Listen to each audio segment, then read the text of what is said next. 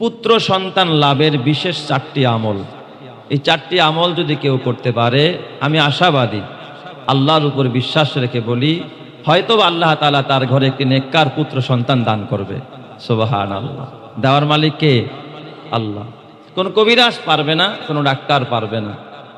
আল্লাহ চাইলে হবে, আল্লাহ না চাইলে হবে না। তো তাজরেবা অনুযায়ী কোরআন হাদিস গবেষণা করলে যেটা আমরা পাই, যদি 4টি আমল কোনো মা, কোনো বোন, কোনো নারী সে যদি 4টি আমল করে, 4টি কাজ করে, তাহলে আশা করা যায় আল্লাহ তাআলা তার ঘরে কি সন্তান দিবে? পুত্র সন্তান দিবে। পুত্র সন্তান যদি নাও হয়, অন্তত নেককার সন্তান তার ঘরে জন্ম নিবে। সুবহানাল্লাহ বলেন সবাই। আসলে সন্তান ছেলে হোক মেয়ে হোক, সবই আমাদের জন্য বরকতের। আল্লাহ তাআলা এই সন্তান দিয়া এই দুনিয়া সাজাইছে। যদি সন্তানই না হইতো, দুনিয়ার এই সৌন্দর্য থাকতো?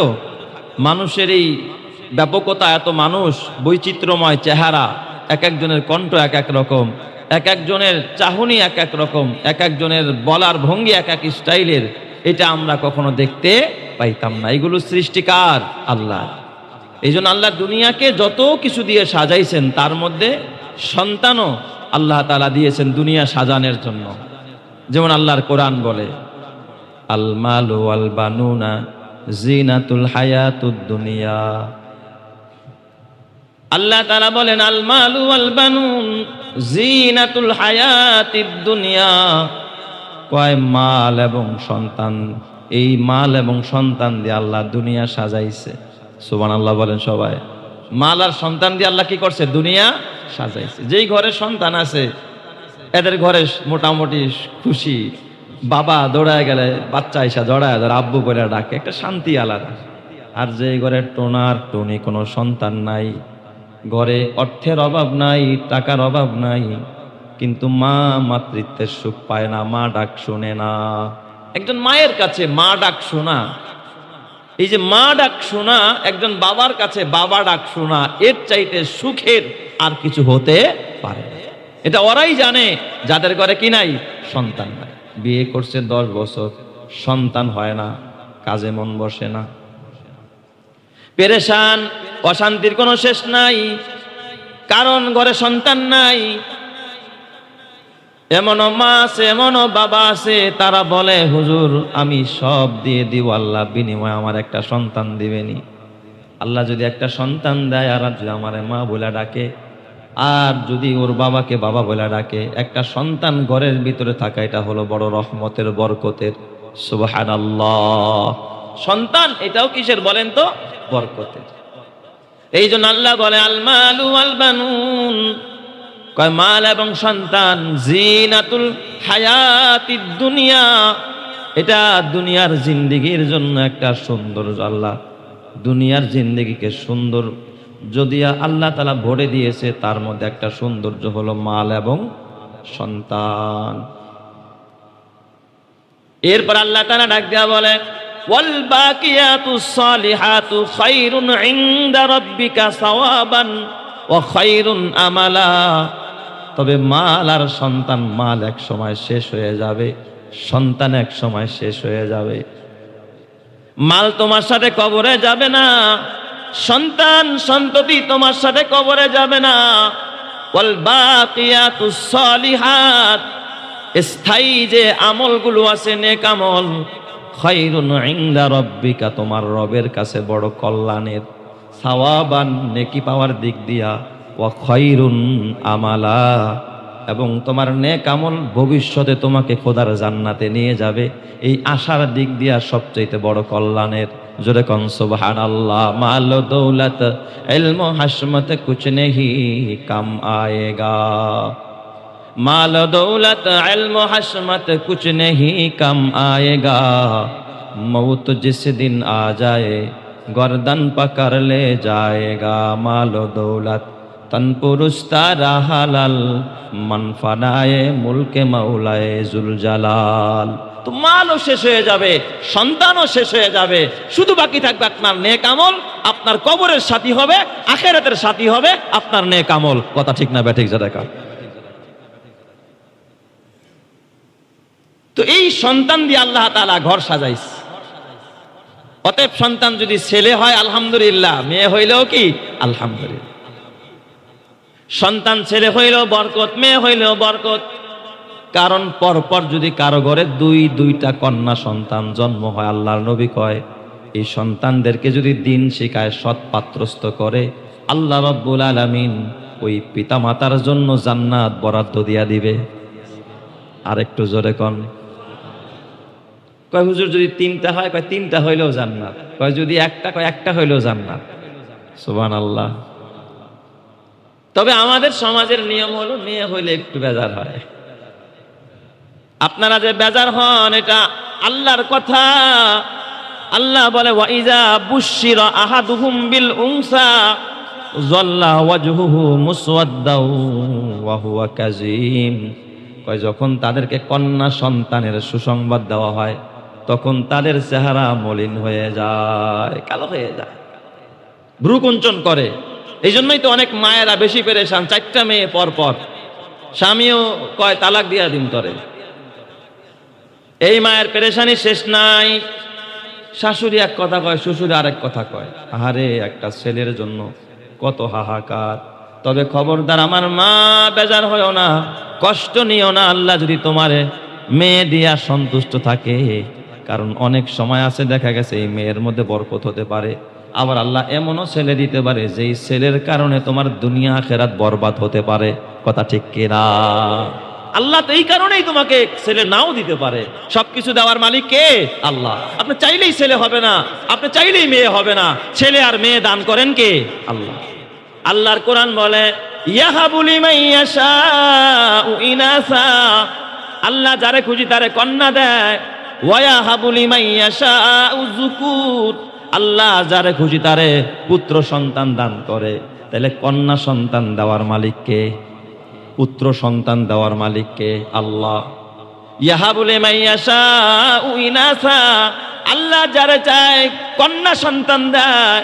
ওয়া ইয়াহাবু লিমান ইয়াশাউ যুকুরা, আল্লাহ যারে চায় তারে পুরুষ সন্তান দেয়, ছেলে সন্তান দেয়। ওয়া ইউজাউযুহুম যুকরানা ওয়া ইনাসা, আবার আল্লাহ কারে কারে ছেলেও দেয় মেয়েও দেয়। জোরে কোন সুবহানাল্লাহ। ওয়া ইয়াজআলু মান ইয়াশাউ আকিমা, আবার আল্লাহ কারে কারে ছেলেও দেয় না মেয়েও দেয় না, ছেলেও নিয়ে যায় মেয়েও নিয়ে যায়, বন্দা বানায় দেয়, আকিম বানায় দেয়, আটকুরা বানায় দেয়, বাঞ্জা বানায় দেয়, তার ঘরে কোনো সন্তান হয় না। আমাদের সমাজের মধ্যে এমন বাঞ্জা মা আসে না? নাই? বাঞ্জা মহিলা, বন্দা মহিলা আছে না, যার কি হয় না, বাচ্চা হয় না। আটকুরা বলে গালি দেয়। খবরদার, আটকুরা বলে গালি দিয়েন না, কারণ বাঞ্জা বা বন্ধত্ব এটা আমার ওই মায়ের হাতে না। বন্ধত্ব যিনি দান করেছেন তিনি কে? তো এরপরেও যদি আপনাদের শখ হয় যে আল্লাহ যদি একটা কি হইতো, ছেলে সন্তান হইতো, এই আশা এই স্বপ্ন শুধু আপনাদের না, নবীদেরও ছিল। সুবহানাল্লাহ বলে। তো বলছি 4টা আমল করলে আশা করা যায় আল্লাহ নেককার সন্তান, পুত্র সন্তান আপনার ঘরে দিবে। কয়টা আমল? 4টা। 1 নম্বরে আমল, সহজ একটা আমল বলি, সেটা হলো ও দুনিয়ার স্বামীরা, ও দুনিয়ার নারীরা, স্ত্রী সঙ্গমের আগে, মেলামেশার আগে যখন আপনারা বিছনায় শুতে যাবেন, স্বামী এবং স্ত্রী একটা আল্লাহর নাম আছে, এই নামটা 10 বার পড়বেন। আল মুতাকাব্বিরু শব্দটা বলেন তো, আল মুতাকাব্বিরু বলেন সবাই, আল মুতাকাব্বিরু। এই আমলটা সঙ্গমের আগে, বিছানায় গিয়ে এই দোয়াটা আগে 10 বার পড়ে নেবেন। আল মুতাকাব্বিরু, আল মুতাকাব্বিরু, আল মুতাকাব্বিরু 10 বার পড়বেন। কয়বার? 10 বার। এরপরে দোয়া পইরা তারপরে যদি কেউ বিবির সাথে মেলামেশা করে, আল্লাহ তাআলার একটা নাম, আমার আল্লাহ যেমন বড়, তার আসমায়ে হুসনার মধ্যে আল্লাহ তাআলা বরকত রেখেছে। আল্লাহর নামে যখন বান্দা কিছু চায়া ফালায়, আমার আল্লাহ তার মনের আশাটা পুরা করে দেয়। সুবহানাল্লাহ। তাহলে আল মুতাকাব্বির কার নাম? আল্লাহ। এটা 10 বার পড়বেন, এটা 1 নম্বরের আমল, সাথে দোয়া। এরপরে কি করতে হবে? দোয়া। তবে এই আল মুতাকাব্বির পড়ার আগে যদি পারা যায় দুরূদ শরীফ পড়া, দুরূদ পড়ে নেওয়া, লা ইলাহা ইল্লাল্লাহ কয়েকবার পড়ে নেওয়া, এরপরে ইস্তেগফার, এরপরে আল মুতাকাব্বির এই দোয়াটা পড়া, এই নামটা আল্লাহ তাআলার নামটা 10 বার বলা। এরপর যদি আল্লাহর উপরে ভরসা কইরা কেউ যদি মনে করে এটা পড়লেই সন্তান ছেলে হবে, তাইলে কিন্তু নয়। ভরসা করতে হবে কার উপরে?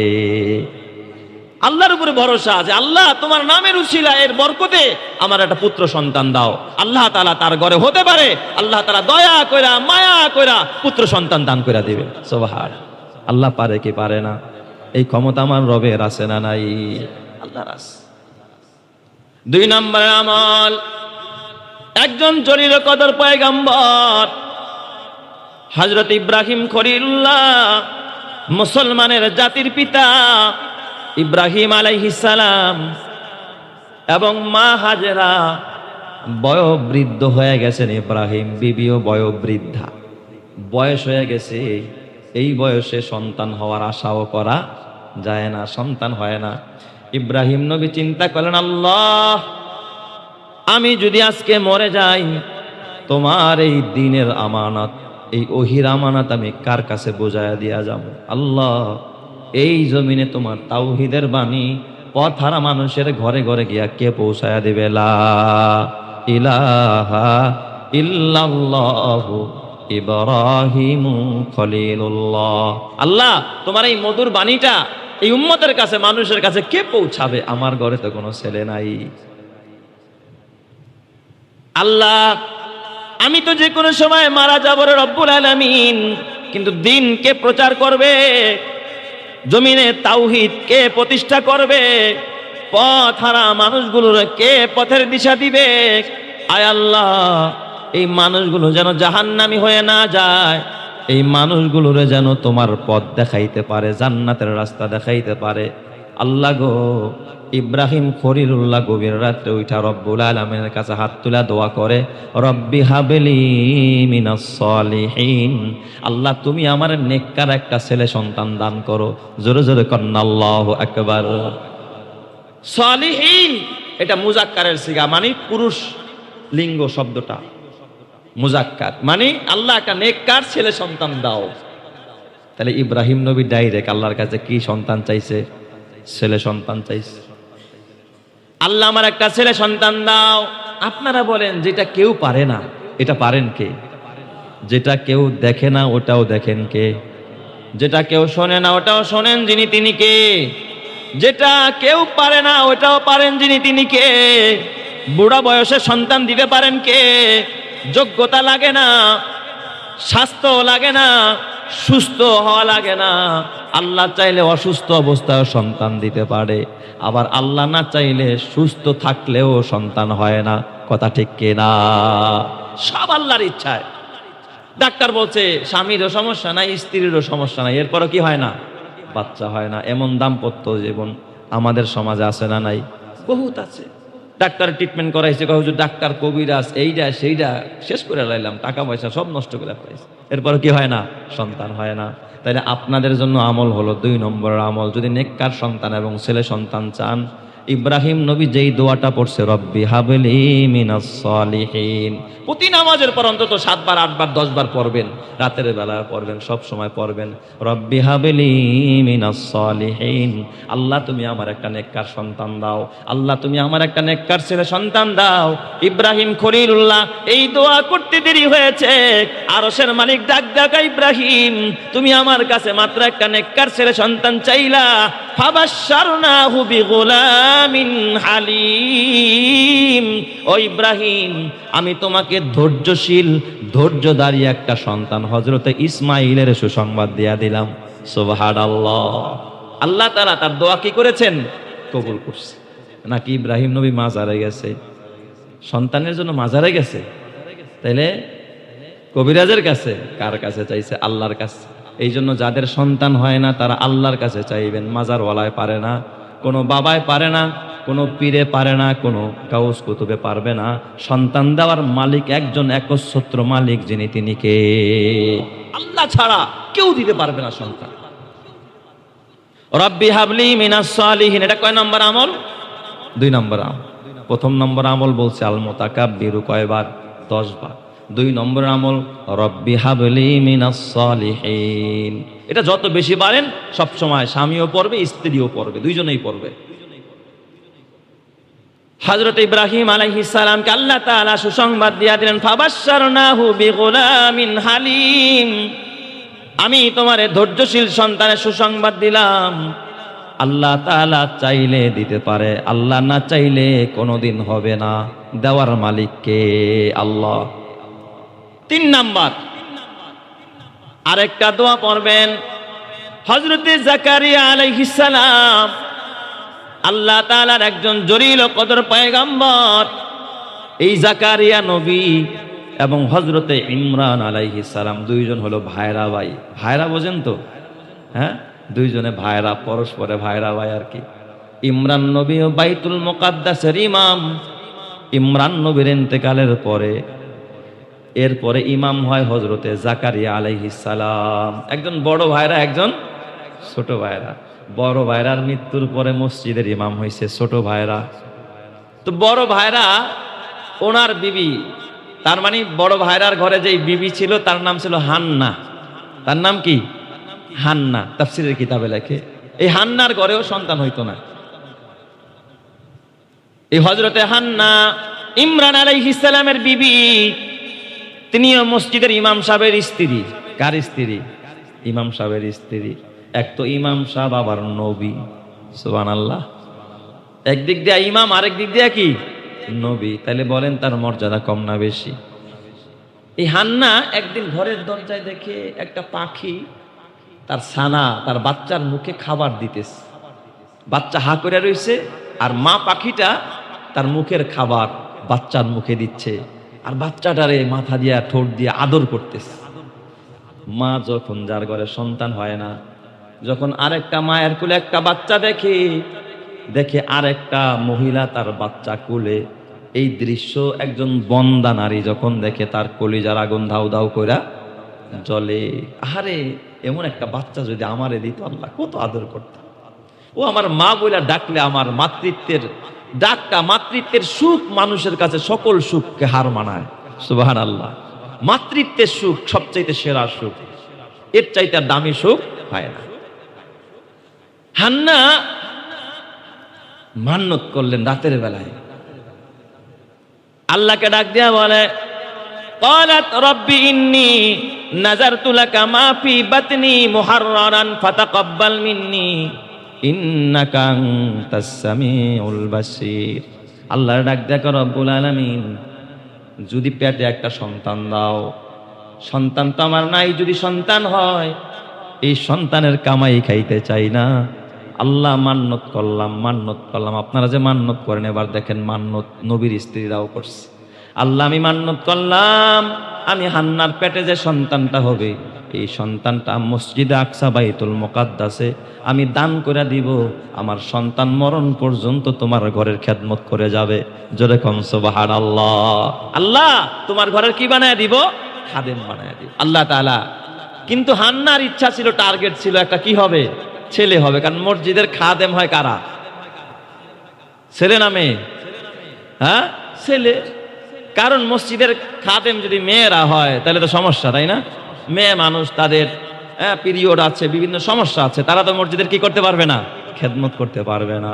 রাতের বেলায় মসজিদ মুছতে হয়। মেয়েরা যদি মসজিদে থাকে তাহলে তো বখাটে ছেলেদের আনাগোনা বেড়ে যাবে। কথা কয় না? বাড়বে না, বেড়ে যাবে। তো তার টার্গেট ছিল যে আল্লাহ মনে হয় আমার একটা ছেলে সন্তানই দিবে, কিন্তু আল্লাহ তাআলা দিছে কি? মেয়ে সন্তান দিয়া দিছে। আল্লাহ তাআলা মেয়ে সন্তান দিছে, শুধু দিছে তা না, আল্লাহ তাআলা বলে ওই সন্তানের নামও আমি রাইখা দিলাম মারিয়াম। সুবহানাল্লাহ। এবার হান্না একটু মনটা একটু কেমন একটু বেজার। আল্লাহ চাইলাম কি আর দিলা কি? আল্লাহ তাআলা জানায় কয়, ওয়ালাইসাজ যাকারু কাল উনসা। ও হান্না, কষ্ট পায়ো না, বেজার হয়ো না। তুমি যেই সন্তান চাইছিলা ছেলে সন্তান, ওই ছেলে থেকে এই মেয়ের মর্যাদা 1000 গুণ বেশি। আর একটু জোরে কম সুবহানাল্লাহ। ওয়ালাইসাজ যাকারু কাল উনসা। তো এই মারিয়াম হওয়ার পরে মারিয়ামের মা মান্নত করছিল কোথায় দিয়া দিবে? মসজিদে। গিয়া মসজিদে দিয়া দিছে, নেন আমার মেয়েটারে মসজিদের খাদেমা বানায় দিলাম, সেবিকা বানাইলাম। আপনারা বুঝে থাকলে বলেন, ওই সময় মসজিদের যিনি ইমাম সাহেব তার নাম হজরতে জাকারিয়া। এই মারিয়ামের কি হয়? খালু হয়, খালু। বাইরা তো মারাই গেছে, এখন বাইরার পেটের যে বাচ্চা ছিল তার স্ত্রীর পেটে, হ্যাঁ, এই বাচ্চারে এখন মসজিদে দান করে দিয়েছে। এখন মসজিদের ইমামকে হযরতে জাকারিয়া আলাইহিস সালাম। জাকারিয়া নবী মারিয়ামের জন্য সিঁড়ির নিচে একটা রুম করে দিচ্ছে।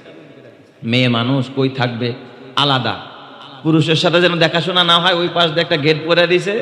আর চাবিটা কারো কাছে দেয় নাই, শুধু জাকারিয়া নবী একাই নিয়ন্ত্রণ করে। মেয়ে মানুষ, এই তুমি যখন সুযোগ পাইবা একটু খেদমত করবা, ধোয়া মোছা করবা, এখানে বসে তুমি ইবাদত করবে, এখানে খানা খাইবা। হযরতে জাকারিয়া নবী যখন মারিয়ামরে ওই সিঁড়ির নিচে একটা কোঠার মধ্যে থাকতে দিস, মাঝে মাঝে হযরতে জাকারিয়া কাজে যখন চলে যেতেন, ধ্যানে মগ্ন থাকতেন, রবের সাথে কথা বলতেন। অনেক সময় মনে থাকতো না মারিয়ামের কথা, খাবার তো দেওয়া লাগতো, চাবি তো তার হাতে। দেখতো দুপুরেও খাবার দেয় নাই, সকালের খাবারের কথা ভুলে গেছে। হঠাৎ উঠা মনে হয়েছে, আরে মারিয়ামের খাবার তো আমি আজকে দেই নাই, না খায় মেয়েটা মারাই যায় কিনা। হযরতে জাকারিয়া নবী জানলার পাশে দাঁড়ায় দেখে মারিয়াম এই রুমের মধ্যে বৈশা বৈশা এত সুন্দর আঙ্গুল খাইতেছে, এত সুন্দর বেদানা খাইতেছে, যেই ফল গোটা ফিলিস্তিনের মধ্যে কোথাও খুঁজে পাওয়া যায় না। সুবহানাল্লাহ। মৌসুম ছাড়া, সিজন ছাড়া দামি দামি ফল, দামি দামি খাবার ওই রুমের মধ্যে বৈশা খাইতেছে। জোরে কন্না আল্লাহু আকবার। ইয়া মারিয়াম আন্না লাকি হাযা, ও মারিয়াম এটা কোথায় পাইলা? মারিয়াম ডাক দিয়া কয়, ও খালু জান, এটা মিন ইনদিল্লাহ, দুনিয়ার কেউ দেয় নাই, কোনো মানুষ দেয় নাই, আমার মুসল্লি দেয় নাই, দুনিয়ার আমারে কেউ দেয় নাই, আমারে দিছেন একজন, যিনি চিল্লায়া বলেন তিনি কে? বলেন তো আমার আল্লাহ সিজন ছাড়া, মৌসুম ছাড়াও ফল খাওয়াইতে পারে কি পারে না? এই ক্ষমতা আমার রবের আছে না নাই? এটা যখন দেখলো জাকারিয়া নবীরও সন্তান হয় না, আল্লাহ তুমি দিয়ে যে সিজন ছাড়াও ফল দিতে পারো, তাহলে আমি তো বুড়া হয়ে গেছি, আমার বয়স 99 বছর, আমার স্ত্রীও বুড়ি মানুষ, খুন খুইনা বুড়া, আমিও বুড়া, আমার বিবিও বুড়া, আমার ঘরে তো সন্তান নাই। অতএব আল্লাহকে ডাক দিয়া কেউ, রব্বিলা তাজারনি ফারদান ওয়া আনতা খায়রুল ওয়ারিসিন। আল্লাহ তুমি যদি এই মারিয়ামরে অন্দর মহলে বসায়া ফল খাওয়াইতে পারো, তুমি আমারে ওই বয়সে সন্তান দিতে পারবা, আল্লাহ তুমি আমার একটা নেককার সন্তান দিয়া দাও। চিৎকার মেরে কন্না আল্লাহু আকবার। জাকারিয়া নবী আল্লাহর কাছে ছেলে সন্তান চায়, এটা 2 নম্বর। 3 নম্বরের আমল, ও মায়েরা এই দোয়াটা পড়বা, রব্বিলা তাজারনি ফারদান ওয়া আনতা খায়রুল ওয়ারিসিন। হযরতে জাকারিয়া এই দোয়া করতে দেরি হয়েছে, আল্লাহ ডাক দিয়া কয়, ইয়া জাকারিয়া ইন্না নুবাশশিরুকা বিগুলামিন ইসমুহু ইয়াহইয়া লাম নাজআল লাহু মিন ক্বাবলু সামিয়া। ও জাকারিয়া তুমি আমার কাছে সন্তান চাইলা, আমি তোমার একটা পুত্র সন্তানের ঘোষণা দিলাম, আর তার নাম আমি নির্বাচন করলাম, তার নাম হলো ইয়াহিয়া।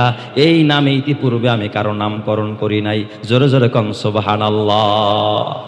এটা 3 নম্বর আমল।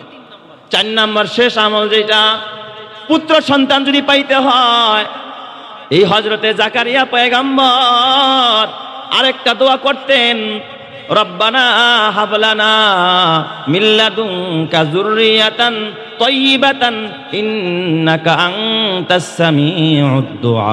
বলেন সবাই, রব্বানা হাবলানা যুররিয়াত, রব্বানা হাবলানা মিন যুররিয়া, রব্বানা হাবলানা যুররিয়াতান তাইয়্যিবাতান ইন্নাকা আনতাস সামিউদ দুআ। আল্লাহ একটা পবিত্র সন্তান আমারে দান করো, নিশ্চয় তুমি দোয়া শোনো, তুমি সবকিছু দেখো। এই দোয়া করার কারণে আল্লাহ তাআলা তাকে পুত্র সন্তান দিয়া দিছে। অতএব কোনো মা, কোনো বাবা, কোনো নবদম্পতি যদি এই আমলগুলো করে, তার ঘরে আল্লাহ ছেলে সন্তান দিতে পারে, নেককার সন্তান দিতে পারে। বলেন তো আমার আল্লাহ পারে কি পারে না? সবকিছু করার মালিক কে? আল্লাহ। এই জন্য আমরা বিশ্বাস রাখবো একজনের প্রতি, যে আল্লাহই পারে, আল্লাহর কাছ থেকেই নিব, আল্লাহর কাছ থেকেই চাইবো। আল্লাহ ছাড়া কেউ পারে না, ডাক্তার পারবে না, কবিরাজ পারবে না, কেউ পারবে না, শুধু একজনই পারবে, তিনি কে? আল্লাহ।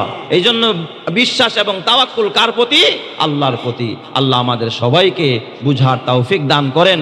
আল্লাহর ফয়সালার উপরে, আল্লাহর সিদ্ধান্তের উপরে আমরা যেন রাজি থাকতে পারি, অটল থাকতে পারি, অবিচল থাকতে পারি। আল্লাহ সকলকে তৌফিক নসিব করেন, সবাই বলি আমিন।